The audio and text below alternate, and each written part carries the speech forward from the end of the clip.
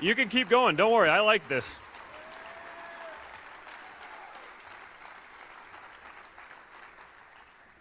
Thank you very much, Rex. That was amazing, and that was a true story. And the guy I was with actually is in the room, Chuck Paddock, who's a local native, and we crawled through about 300 yards of freshly tilled mud because it rained all the night before. But I had one day to do it, and I figured since I did commit most of the last 2 years to a campaign and not necessarily hunting, I figured we got to get it in when we can. So it was a great time, and it's really great to be able to be back here in Indiana. It was such an amazing time, and it's hard to believe that it was this time a year ago. And when I look back and think of really all the things that have changed in that time, it's totally surreal. It's hard to believe. And this was really the start of it all, because I remember when I was here campaigning for a whole week, well, this one's the firewall. This is where they're going to break you. And I remember seeing the results on primary election day saying, I don't know, 16 points seems like a lot. I'm not sure it's quite the firewall they thought, but I guess we're getting used to some of that media attention and the lack of their accuracy. But it was an amazing thing. So when I got the call and they said, Don, wouldn't you love to speak at a GOP dinner? I said, maybe. They said, it's in Indiana. I said, well, that's a no-brainer, because if we did happen to steal your governor, it's probably the least I could do to say thank you.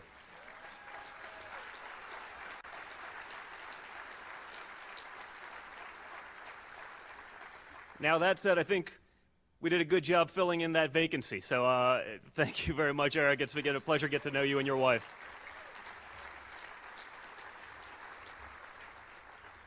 But speaking of our vice president, I'm walking to work this morning, bright and early, streets of New York rather loud during rush hour, and my phone rings. It's an unknown number. I reluctantly pick up the phone because usually that's media, and I say, hello. He goes, Don Jr., this is Mike Pence. Whoa, wasn't expecting that, sir. How are you? He goes, I know you're going to Indiana today, and I just wanted to say thank you for doing that. Thank you for the effort. Thank you for going out there and supporting all the people that have been so good to us along the way. And we spoke for, thank you.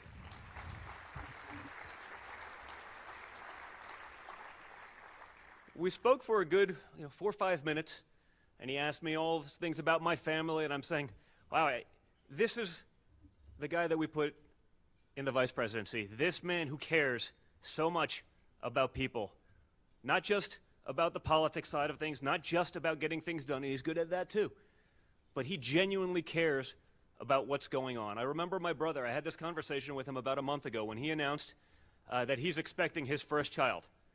He goes, Don, you know who the first call was? I go, Dad. He goes, nope. I go, well, it wasn't me. He goes, it was Mike Pence. And it's the same thing. So I think it's not only a great testament to the man but as Americans, I think it's not necessarily stealing from you, because we as Americans are all benefiting from him in D.C., but it's a great testament to the type of people that I got to know, have become friends with, and will continue to spend a lot of time with from this great state.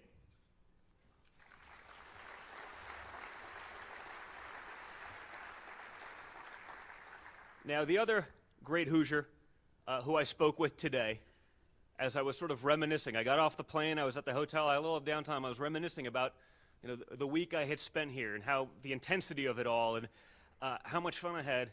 And I remembered another great man that I had to reach out to and speak to, and that was Bobby Knight. Now, I'm sure many of you were at that rally, but I've seen my father fill some pretty amazing stadiums, 25, 35, 40,000 people. I've seen them go crazy. That was a whole different experience. Now, I understood this. As a sports fan, as an American, I mean, this guy, legendary coach and the history, but I was with some of my friends during that trip, and I go, okay, guys, I get it. Bobby Knight's a really, really, really big deal, but explain just how big. And we were on this turkey hunt going off to a campaign event where I was speaking somewhere else, covering a lot of the small towns. And we pulled through a small town. I can't even remember what the name of it was. It's, literally population 400. Basically had a main street, a couple stores, and a diner. And he goes, let's just take a chance. We walk into this diner, which was about, let's call it, 4 times the size of this stage. And tucked away in the corner, about 20% of this diner was a shrine to Bobby Knight. No, seriously. I mean, I couldn't believe it. He goes, that's how big a deal it was. And so I called Bobby today, and I just wanted to thank him for the effort that he put in for us in this state. And just talking to this man was just so amazing. And it continues to be, because it's such a surreal experience. And he's still so gung-ho. He's still so excited about what's going on in this country, about the opportunity that we have right now. We have a chance to really reshape the rather poor direction that this country has been headed, because we have someone who's willing to say the things that need to be said, someone who's willing to do the things that need to be done to get things done, not just to talk about action, not just to talk about cutting regulations, not just to talk about jobs. And I love when the Democrats talk about jobs. None of them have ever created a job in their lives, but they will talk about it ad nauseum. It's always fun to watch, because there is a big difference between theory and practice. But we have a great opportunity to do something special, which is why it's so important for us to not just sit back on these wins. And I'm not sick of winning yet, but we can't sit back. Thank you.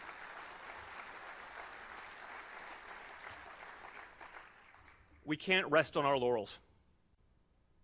We can't take a big win at the presidency. We can't take an incredible young conservative Supreme Court justice in Neil Gorsuch and just bank on that. We can't take majorities in the House and the Senate and say, hey, they're always going to do what they want, because most of them, on both sides, are still in that DC mindset that I think my father will break. But we can do that, but we have to.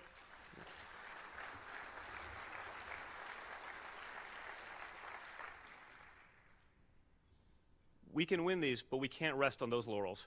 We can't sit back on those victories. We have to stay active, because the one thing I've seen is that the other side, they've used this to reinvigorate their party. Now, luckily for us, I think their message is totally faulty and flawed. I don't think their messages are particularly good or at all in touch with real Americans. And I think that's something my father's done very well. I mean, it may be a great dichotomy. It may be a great irony that sort of the brash billionaire from New York was the man that was able to actually reach and touch actual, hard-working Americans, people who haven't had a voice in generations.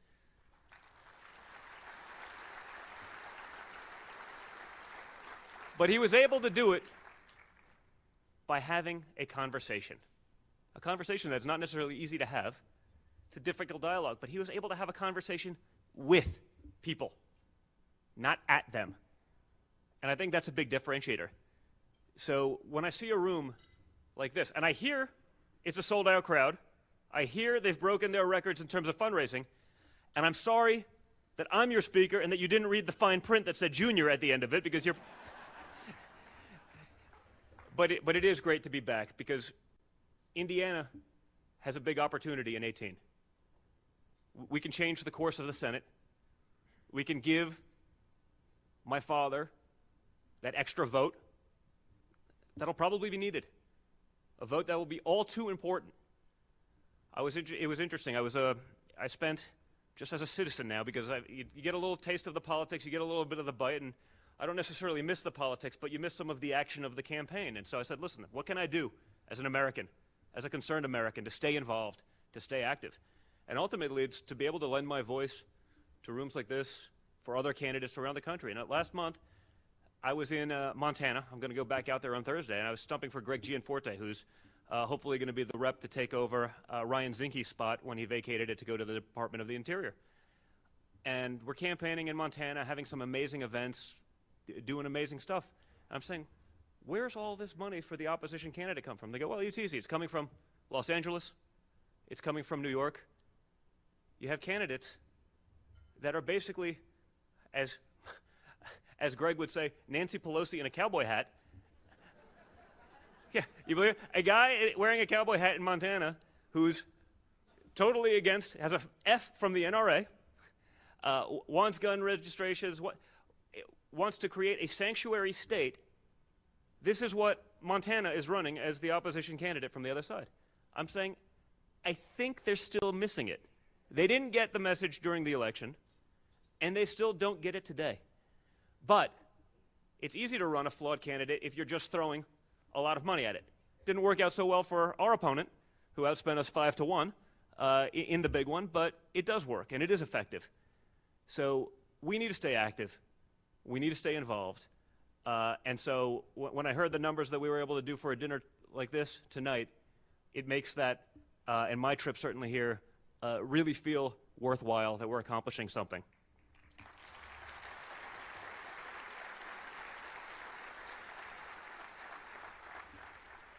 Now, we've already thanked Rex for his amazing job here and everything that he's done, but there really are a couple other guys that I need to call out and thank. There's probably a lot more in the room, and based on the number of selfies and people that told me all the things that they did for us in the other room, it's probably everyone in this room. So if your name's not included, I'm still talking about you. But Tony Samuel, Kyle Hopfer, Bob Grand, and of course, Governor Holcomb, thank you all for your leadership.